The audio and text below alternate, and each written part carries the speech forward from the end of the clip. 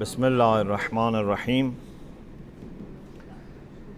بسم الله الرحمن الرحيم لا حول ولا قوة إلا بالله العلي العظيم الحمد لله رب العالمين وصلى الله على سيدنا ونبينا أبي القاسم المصطفى محمد وآله الطيبين الطاهرين لا سيما بقية الله في الأرضين عجل الله تعالى فرجه الشريف. I am very happy and grateful that Alhamdulillah managed to join you. It was very difficult to find a ticket, and the day before yesterday I managed to find a ticket for Friday, but then Alhamdulillah a ticket for today, so Alhamdulillah I am here now. So our discussion was about truthfulness. We already talked about piety, about sincerity, about loyalty, and now we are talking about truthfulness. And we reflected on the hadith from Imam Sadiq alayhi salam, which says, don't be deceived if you see someone is praying and fasting. This is not enough to prove that this person is a reliable person. Check whether they are truthful or not, and whether they deliver the trust or not. So I have put here the fundamental choice. Whoever wants to become a true Shia has a difficult but sacred work to do. It's not easy to develop loyalty, obedience, and strong identity while remaining free from bias. We talked about bias as well. And we said that the only way we can get rid of bias is to remain committed to haqq. For us, only haqq is important, not any other thing. Anything else serves haqq, it comes under haqq, that's fine. Otherwise, if wants to replace haqq, we leave it aside. A true follower of the Ahlul Bayt, a true helper of Imam Mahdi, must be a person whose words are never met with doubt. If I behaved in the way that people cannot trust my words, this means that I am not a good follower. His speech should not only conform to fact, but must also be accurate. Even accuracy is needed, because sometimes people say, okay, we are telling the truth, but we are just exaggerating.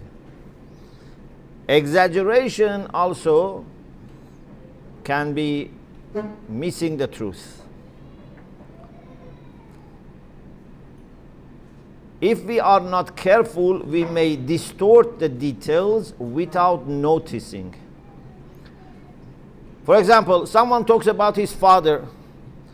He says, my late father always performed Salatul Layl. Okay?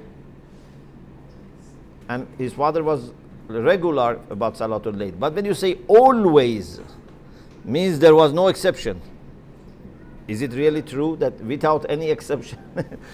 It's almost impossible that someone always did something, a mustahab.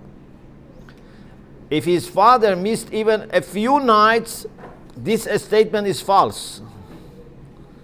And it is not the case that there are no words for accurate expression. Maybe you say, we don't have any words. No, we have words. For example, you could say often, or usually, or most of the nights, yeah? So even these things are very important. Unfortunately, I don't know if you agree, we have this problem that many times we exaggerate. Ahsantum.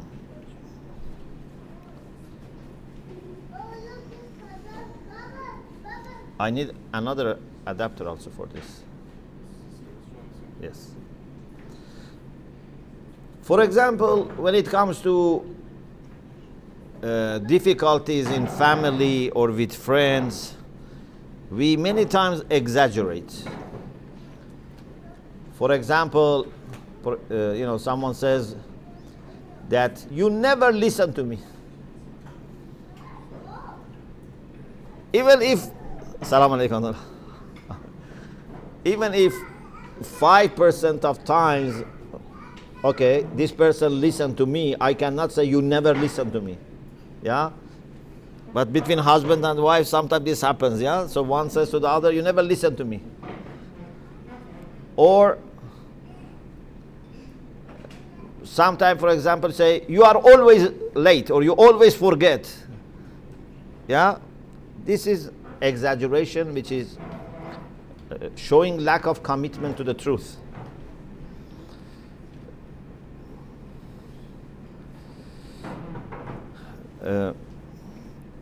We can talk about these issues more, and I hope, inshallah, when I talk about these things, you remember different things from different lectures.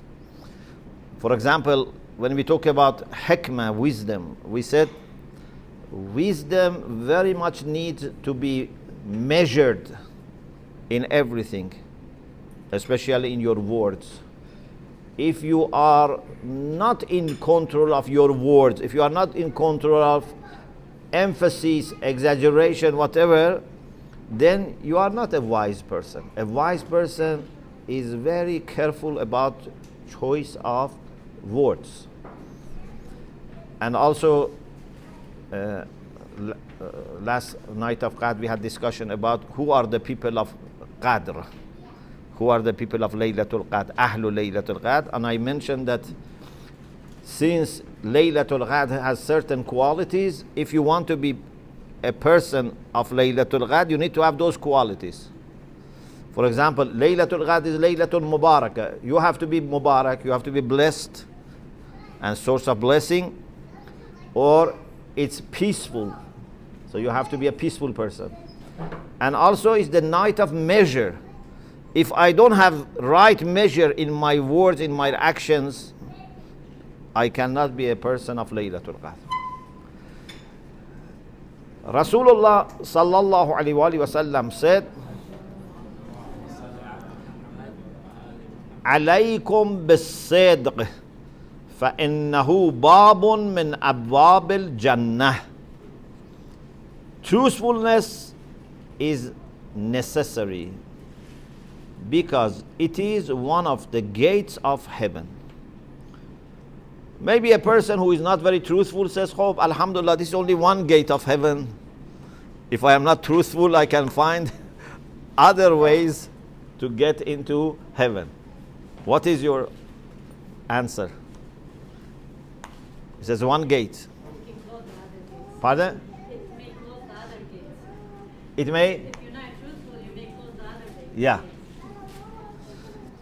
It's the gate that which it's the gate. Yeah, it's the first gate you have to get through. Not in the sense that there are other gates after that, yeah. But my understanding is this. I mentioned something in Qom also. When we say Sidq is one gate for entering heaven, it doesn't mean that liars can use other gates. It means that for people who excel in this quality and become a manifestation of this quality, there is a guaranteed gate. Okay? Sometimes, we have different gates, but you have to struggle to go through.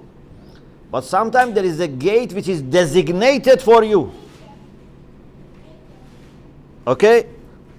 So, without any difficulty, you can go through that gate. So, there is no alternative for truthfulness, but those who excel and manifest truthfulness to the maximum, they have a special treatment. They are treated like, VIP. Amir al-Mu'mineen alayhi salam in a hadith gives us another dimension of the truth. And that is to be in line with the whole creation and the whole design of Allah subhanahu wa ta'ala. He says, as-sidqu mutabaqatul mantiq lil waz'il ilahi. Mantiq means a speech, sometimes means logic, but sometimes it's just a speech from nutq. For example, about Hazrat Ali Akbar, Imam Musa said, Ashbahun nas bi Rasulullah khulqan wa khalqan wa mantiqan. Means the way he spoke was like Rasulullah. Imam Ali alayhi salam says, sidq, truthfulness, is to have your speech mutabiq, correspond to al-waz'il ilahi, to divine design. So the whole creation is based on haqq. Yeah? Allah has created the skies and the earth bil haqq. If I am truthful, I am in line with the whole creation. If not, I am putting myself in conflict with the whole creation, with the creator and with the creation. Al-kizbu zawalul mantiq an al-waz'il ilahi. To tell a lie means you are losing correspondence to the divine design.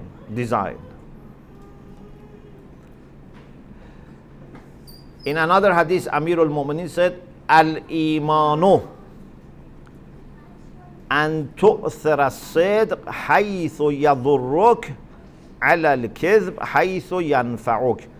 Faith is to prioritize truth when it harms you over lying when it benefits you. So we should not look at short-term benefits. In the long term, truth benefits us more. And Iman is a matter of being farsighted. Sometimes we consider only the short-term impact of an act. A person who is, for example, late at work, okay, may fabricate an excuse to save his face in front of his boss. Or a student who has not done homework may, create something. Yes, this may for a short period of time help, but ultimately this damages his own integrity and makes himself someone that no one is going to trust, because this is not going to stop once, it's going to repeat, and then people doubt this person. Yeah? Whether we make a small hole in the mirror, this is a good example, because someone said, oh, it's a small lie. So I said, whether we make a small hole in the mirror or break it into pieces, the result is unacceptable. So you cannot say, I said a small lie. A small lie is like making a hole in the mirror. Big lie is like making bigger hole, or breaking it into pieces. But none of them is acceptable.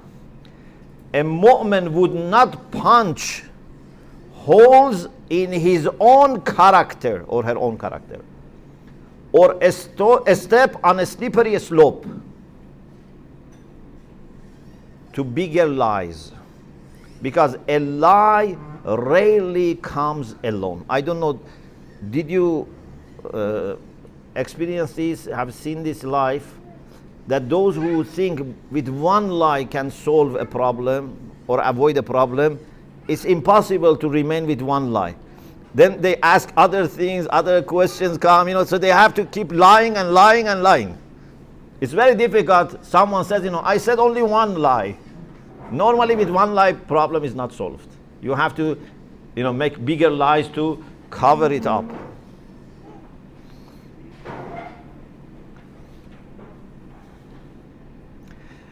And then here I made a kind of point about child bringing, and or maybe for our students, that we should encourage our children and students to be truthful. And one way is that if they honestly said that they made a mistake, we should show mercy to them, so that they don't need to be afraid of telling truth to us. Yes? It's good that if a child does a mistake, can feel, happy and comfortable and safe to share with the parents. Yeah? But also this doesn't mean that every time he does something bad, he tells you and says, okay, I told you. Yeah? Because they can learn as a trick then. So, my suggestion is, the first time maybe you forgive, the second time you just reduce whatever could be the punishment or reaction. Yeah? So you give consideration to the fact that the child has honestly shared with you, but it should not be something that the child every time is using and says, I told you. I did this bad thing, but I tell you, I did this. This is not then going to become not useful. I mentioned a story here that a father realized that his son, unfortunately, is secretly taking furniture and things from home and selling to have some money.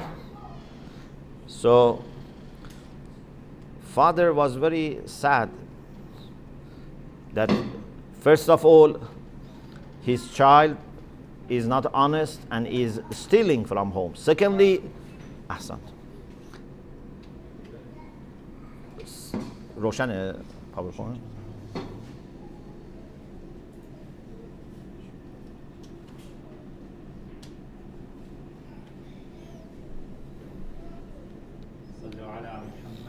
Allah.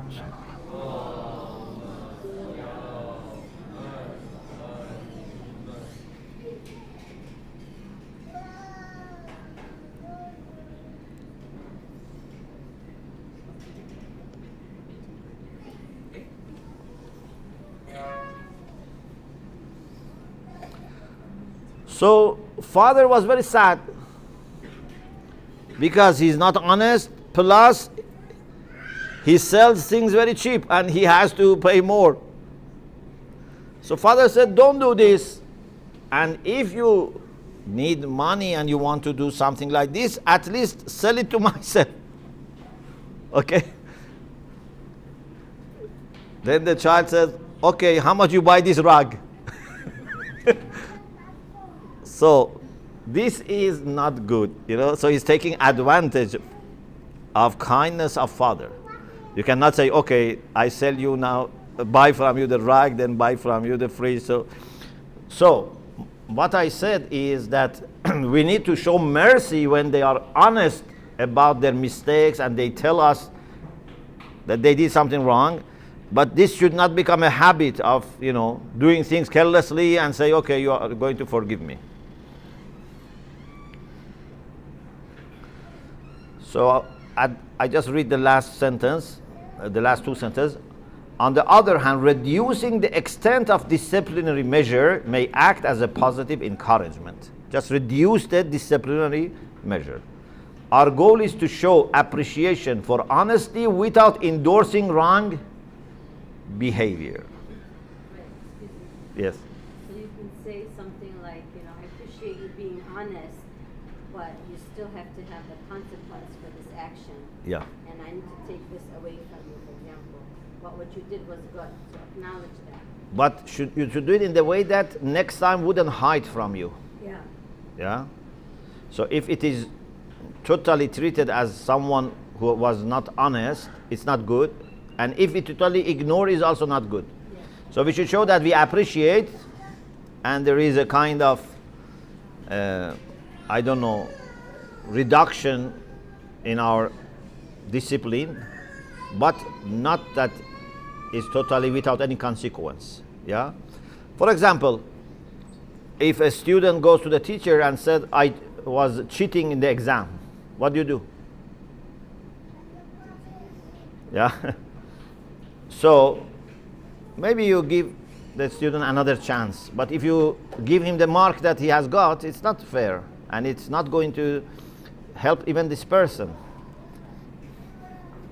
Sheikh Shomali, Mr. Laura just said, thank you for being honest, but there's a consequence. Yeah. When we use the term but, there's a negativity associated with that. Okay. And I'm curious, because So use and. Yeah. Don't say but. Yeah. So you were dishonest, and there will be a consequence. Yes. So I appreciate that you are honest. That's great. Yes. But as you know, honesty cannot solve all the problems. Yeah. Like for example, if someone has eaten a poisoned food and says to you honestly, still he has the pain. Yes. Yeah. Still needs to go for treatment. But it's good that he mentioned, because then we can help. Okay? Yes. Then I mentioned something about Salman Farsi. This idea actually came to my mind when we had the course Indicators of Piety in London. Salman was very highly regarded, as a great companion of the Prophet sallallahu alaihi wasallam. But do you think Salman initially was an ordinary companion, and then by passage of time and doing lots of salat and fasting and recitation of Quran became a special? I don't think so. I think from the first day he was great, but he became better and better, of course. Yeah? Why he was great? Because he was a person who was seeking the truth to the extent that he was happy to lose anything from this world, whether it's family, money, position, leaving his country, finding first one religion, then finding something even better. So, if faith is a matter of truthfulness, this is a very important question. If faith is a matter of truthfulness, and we have a convert who is truthful, and we have a born Muslim who is not truthful, who is better? This convert is better. We shouldn't say, no, he has not done many actions, many practices. No, this person has great quality, because the core of faith is truthfulness. Yes, this truthful person with prayer, fasting, other actions become better and better, will shine more and more. But if someone has actions without this quality, so no one should feel that because I am a convert, then I am behind, I am left behind. No, you can be like Salman, that from the first day you are special. Actually, we see that many converts are like that because they voluntarily choose faith with all the implications and maybe sometimes difficulties and consequences, and they are committed, they become, mashallah, very good. Sometimes, not always, as I said, we shouldn't say always that much. Sometimes I have seen people who are converts and married to born Muslims, sometimes, and they are much better than the born Muslim. And even sometimes this born Muslim introduced Islam to the other person and they married, but you see this convert is more committed. So it's not a matter of time, it's a matter of whether from the first day you are truthful or not.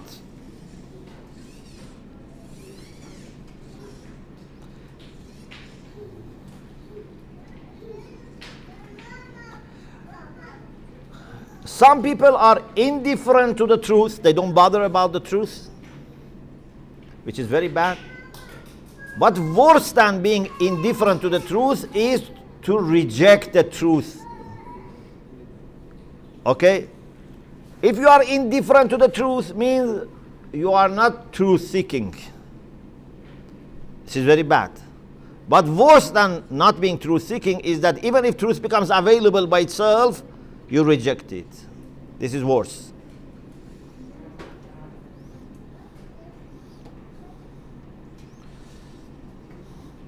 Truth, whether it comes as the result of our own search, or is it delivered by another person, whether it comes from a layman or an authority. I hear this truth from a great scholar, or hear it from a child. If truth is there, it doesn't matter. I should accept it. I shouldn't say I accept the truth when it comes from a high, person. Wherever truth comes, we should accept it. And this point is also very important.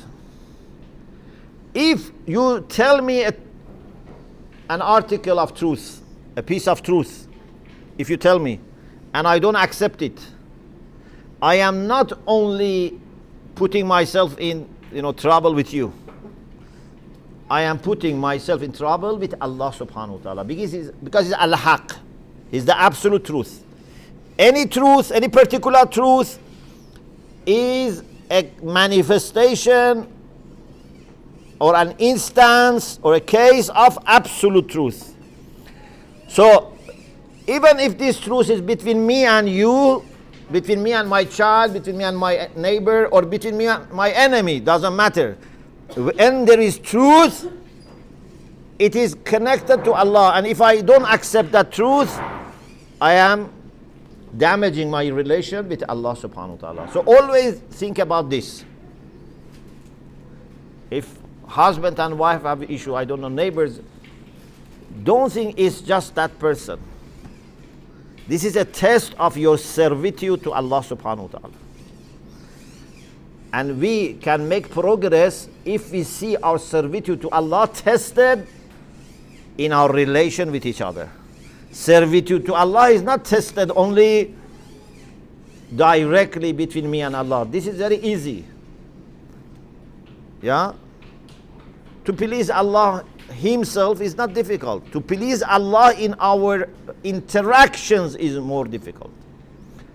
Shaitan was able to worship Allah for 6,000 years. And I am sure if you do something for 6,000 years, you can do it for 100,000 years. Yeah? If things remain the same, he could continue. What changed was that now servitude to Allah required showing humility to Adam. A third party was involved. This is where he failed. So maybe between you and Allah you have no problem, but when you want to show humility to your spouse and accept that you made mistake, you cannot. You say, oh Allah, I worship you, I listen to you, I do everything, but don't ask me to say to my wife or a husband that I made mistake. No, I don't want to say I made mistake, but I can do everything else. No, actually what you need is to admit your mistake. This is your test now. Maybe admission of mistake can serve you better than years of ibadah. Like Shaitan had thousands of years of ibadah, but just failed to admit one mistake. Okay? So Allah comes into every moment of our life, every interaction. Allah is there. May Allah help us. Yes. Is a woman entitled to keep his privacy? Like, sometimes you have private issues in your life and you choose not to talk about it and you keep it quiet. That's not considered lying, is it? If somebody asks you, like, have you heard of Tawriya? Tawriya. Yeah. Yeah, we talk about it actually, about truthfulness doesn't mean that you have to say everything to everyone. Okay. Yeah, we mentioned a little bit in Qom, but we can build upon it, inshallah. Yeah, that's certain things are to be kept as confidential matters.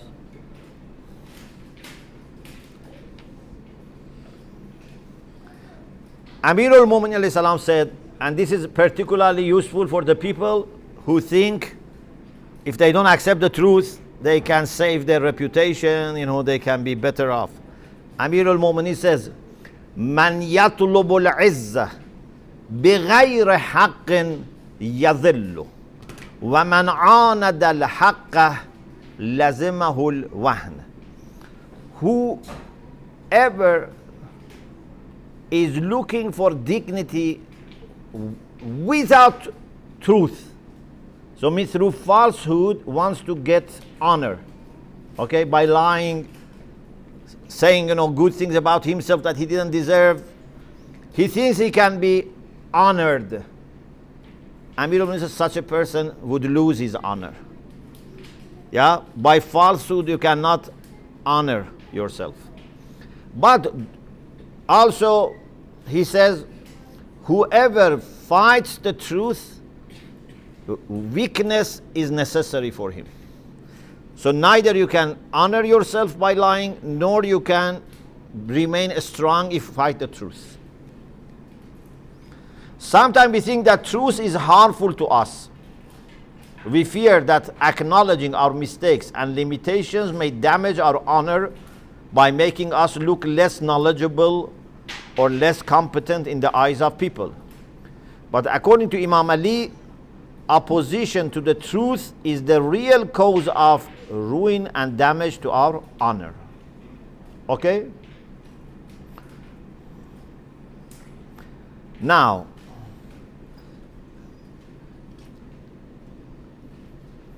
is it a matter of truthfulness, is a requirement of truthfulness that I share everything with everyone? No. Because some people say, okay, from today I tell everything and I say this is truth. I don't like my mother-in-law and say, I don't like you because I have to be truthful. I tell them, don't come to our home because, whenever you come, we have a problem. Is this good? No. We didn't mean that. Al-Haq, the truth, is Allah subhanahu wa ta'ala, and then radiations or instances of that absolute truth. So you cannot share one piece of truth and damage the entire truth. Or to make it more simple, you cannot share one piece of truth and displease Allah who is Al-Haq. So be truthful as a quality, but when it comes to telling words of truth, consider what is pleasing to Allah subhanahu wa ta'ala. This is why in the Quran we have bil-haq repeatedly. Bil-haq. Bil-haq, I translate it as with observation of the truth, not just telling whatever is correct. For example, if God forbid a child just had an accident, was hit by a truck and died, and you see that this is the child of your neighbor, you know the child, and you want to inform the mother of the child, what do? If you are a truthful person, do you just ring the bell and the mother comes, you say, I have to tell you the truth, your son had an accident and died? No, this is not being truthful. This is being unwise. You cannot share the truth like this. Maybe this mother has also, maybe, I don't know, heart problem. Maybe if you say this, she will die. You have to take time, you have to find who is closer to her, who better can share this news. Or maybe you can first say, no, let's go to the hospital. See what is there. This is not a lie. So, it's much more complicated than just telling literally what happened and say, I am truthful. You can endanger someone's life if you are not careful.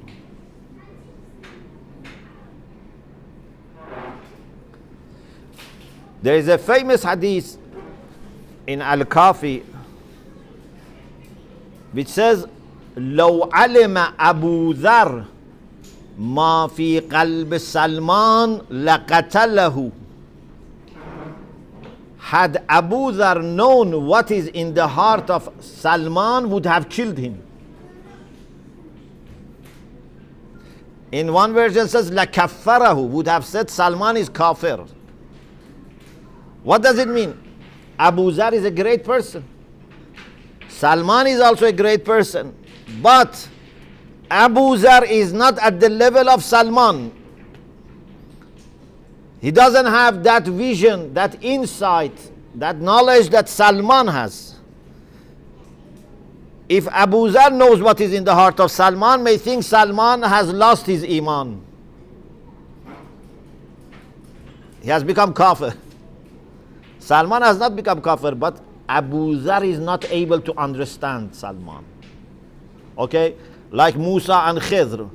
Musa was not able to understand why Khidr is doing these things.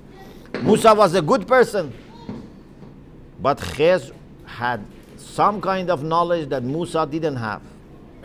Okay? So, maybe there is something I can share with you I cannot share on member because we know each other for some years. Maybe there is something I can share with another alim, but I cannot share with the public. Yeah? Or maybe I have some questions I can only share with my teacher, not even with my classmates. Because my classmates are at my level, they may get confused. I should ask this question directly from my teacher. So truthfulness, it doesn't mean that you share the truth and you don't bother. I remember, just remember this, that I had two modules with a famous Iranian intellectual at Tehran University. And he was being criticized for some of his ideas. Some criticism was not maybe fair, but some criticism were fair. But anyway, I don't want to talk about that. But he was saying that I only tell the truth. People tell me that people may lose their iman. He said, this is not my concern. I have to tell the truth. As a scientist, as a scholar, I have to tell the truth. Even if people lose their iman. And I was telling myself that, who said this? You don't have responsibility to tell a kind of thing that you think is true, and then people lose their iman. You can share it only with people at your level or higher level, not with the people who cannot digest and get confused. And you say, I am doing my scientific job. Yes. Pardon?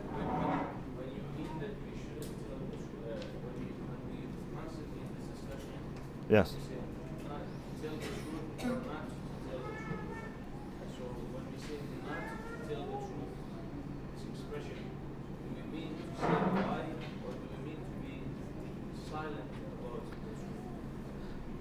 So I say being truthful doesn't necessarily mean to tell the truth. It can mean to keep silent.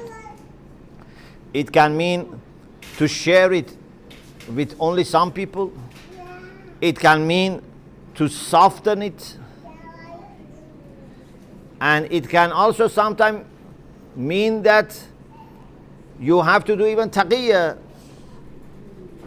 because greater truth is at risk if you want to just emphasize on a small piece of truth.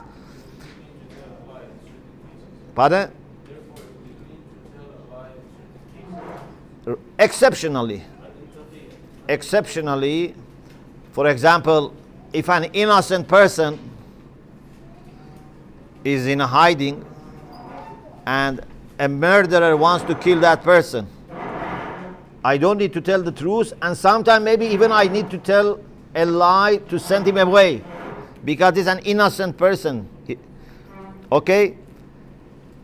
It's not that I am not truthful. I am truthful, but a truthful person may sometimes not tell the truth, or maybe exceptionally tell a lie. But this is defined in fiqh.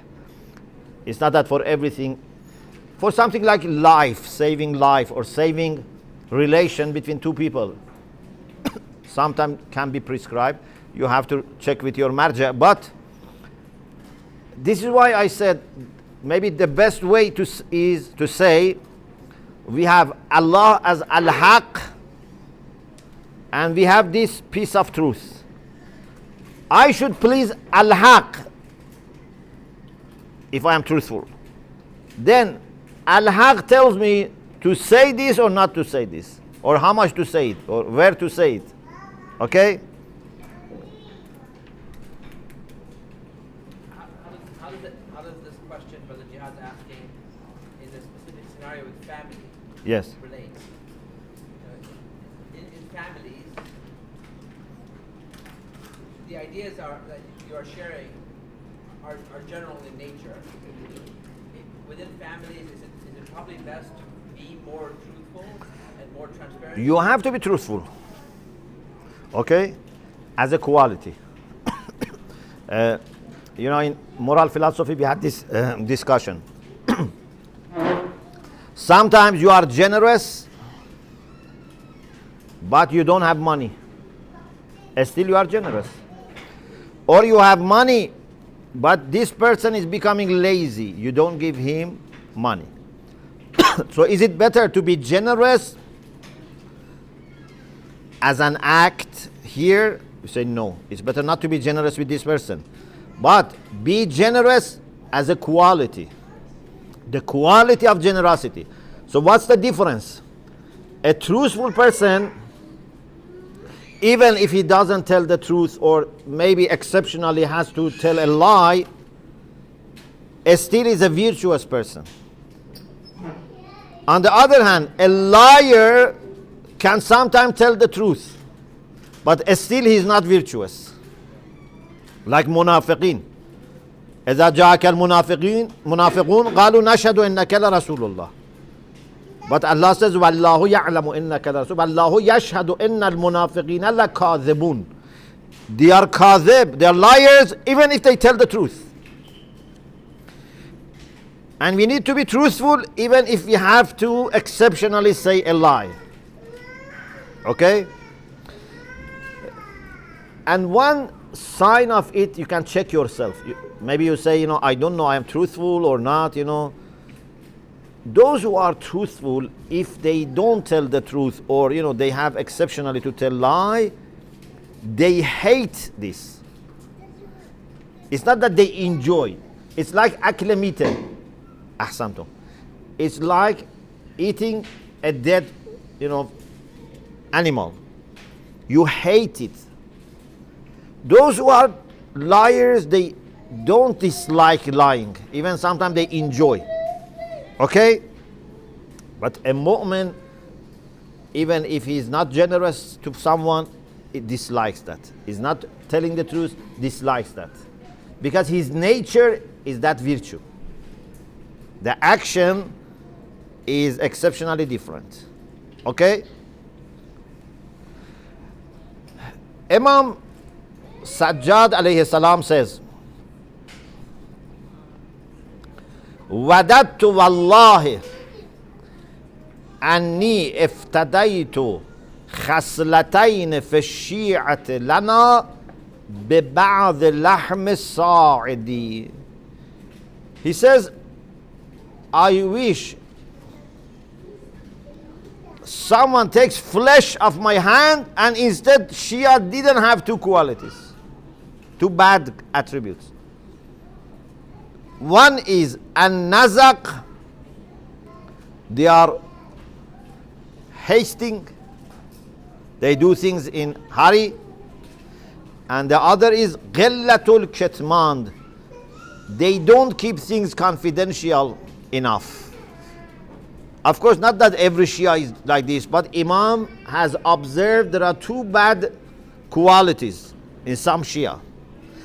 And they are so dangerous that Imam says, even if flesh of my hand is taken away, and these two are sorted out, I am happy.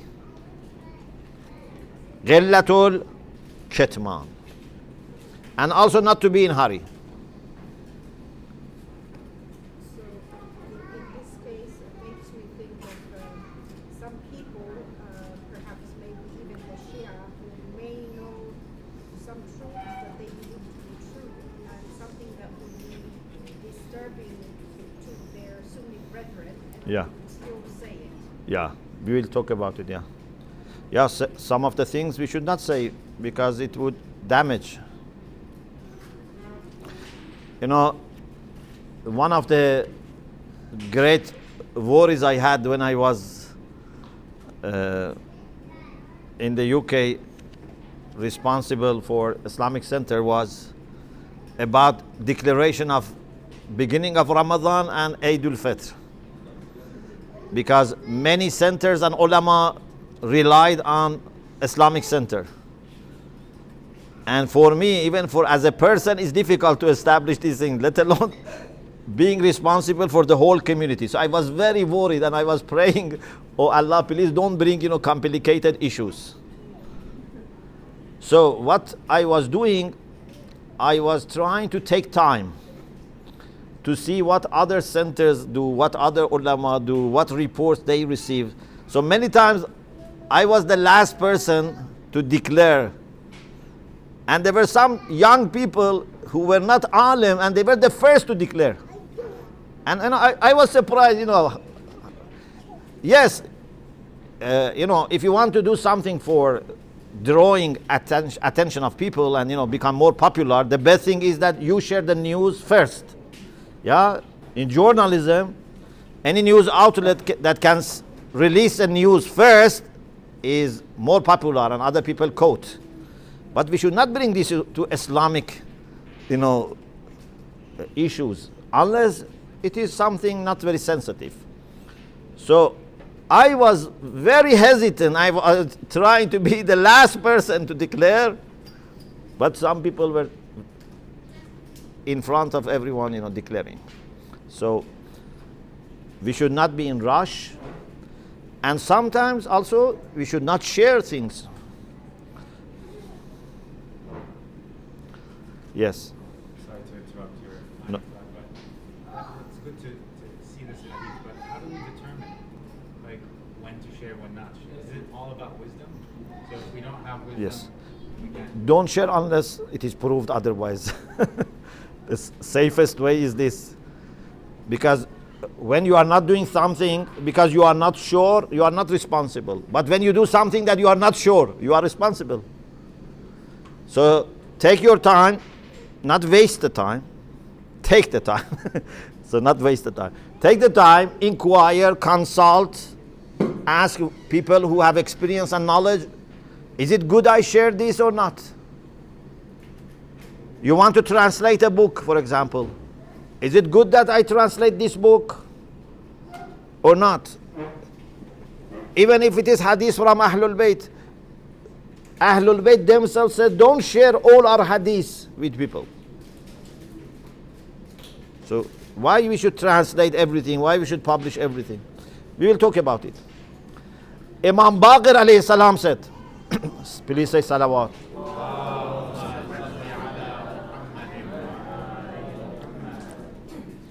Wallahi, Imam Baqir is making qasam.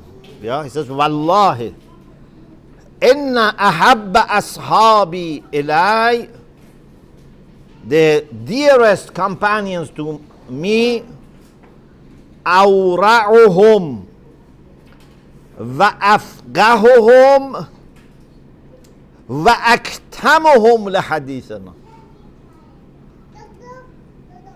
Pardon? No. Yeah, I explain. So, those who are دوتاشون یکیشون. Imam Bagr alayhi salam says, Allahumma salli ala Muhammad wa ala Muhammad. Okay, that makes big difference. So, maybe it's a little bit high, huh? Too high. The most beloved, the dearest companions to me are those who have greatest taqwa. The first quality we mentioned was taqwa. Second, afqahuhum, those who have deeper knowledge of Islam. Knowledge is a great quality. And the third is not that those who share more our hadith, those who hide more our hadith. Aktamuhum lihadithana. What does it mean? Rasulullah, for example, says, نَذَّرَ اللَّهُ عَبْدًا سَمَعَ مَقَالَتِ فَبَعَاهَا وَبَلَّغَهُ مَنْ لَمْ يَسْمَعْهَا. Rasulullah encourages us to share hadith with others. We have lots of hadith about sharing hadith. Everyone who understands Islam as a whole realizes that what Imam Baghdad wants to say is not hadiths which are, accepted by everyone. Imam means that we have hadiths that everyone can understand and appreciate, share them. But we have hadiths that are not meant to be shared with everyone, Shia, non-Shia, because they may not misunderstand. They may misunderstand, or enemies can use them against us. These kind of hadiths, those who have a more ability to keep it with themselves and not to share, they are greater, because they have greater capacity. Yeah? One of the deputies of Imam Mahdi, Ajjalallahu Ta'ala Farajahu Sharif, the 4 deputies,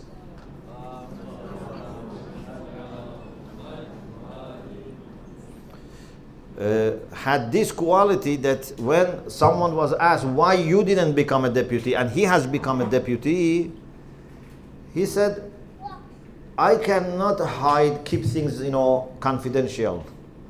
But that deputy of Imam has this quality that even if Imam is under his cloak, he can hide it.